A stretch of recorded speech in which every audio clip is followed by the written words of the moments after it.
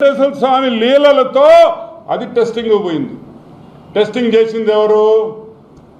Tadepalli palace YS lab కాదు.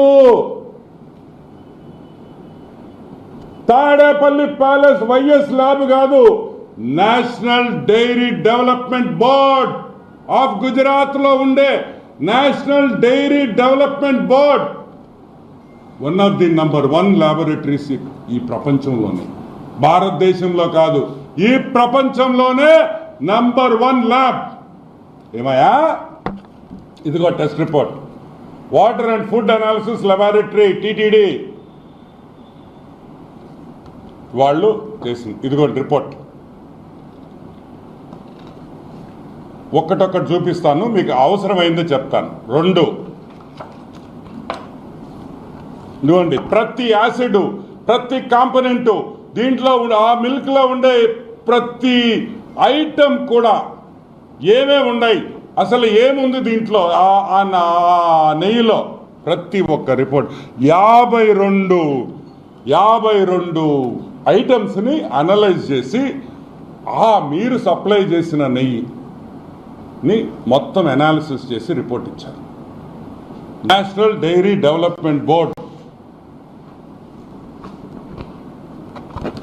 Final report annexure 1 ఇది చూడండి. దీన్ని ఫోకస్ చేయండి చెప్తా.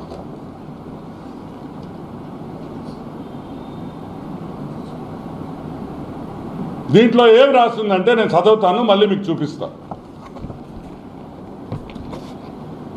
Yes value equation of it suspected adulterants as per ISO 17678 2019.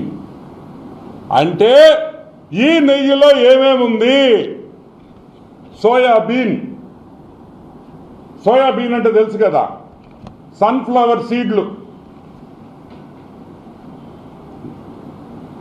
Maida, coconut, చేప నూనె, ఫిష్ ఆయిల్, చేప నూనె కూడా వెంకటేశ్వర స్వామికి ఇచ్చిన నెయ్యిలో చేప నూనె కూడా కలిపారు. సరే, 2-3 పామ్ ఆయిల్, కోకోనట్, పాము, fat. Number 3 palm oil and beef టాలో.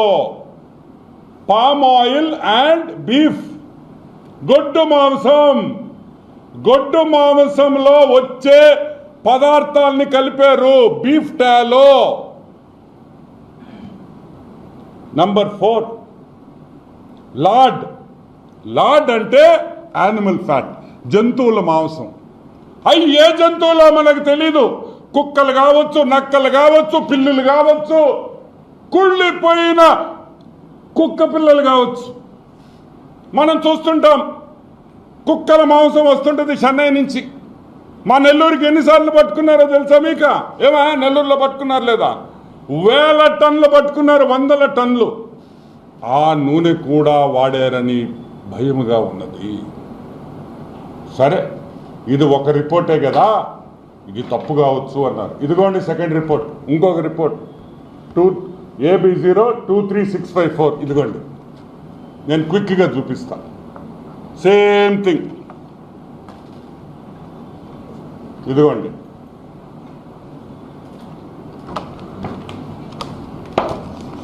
ఇప్పుడు అసలు విషయానికి వస్తాం.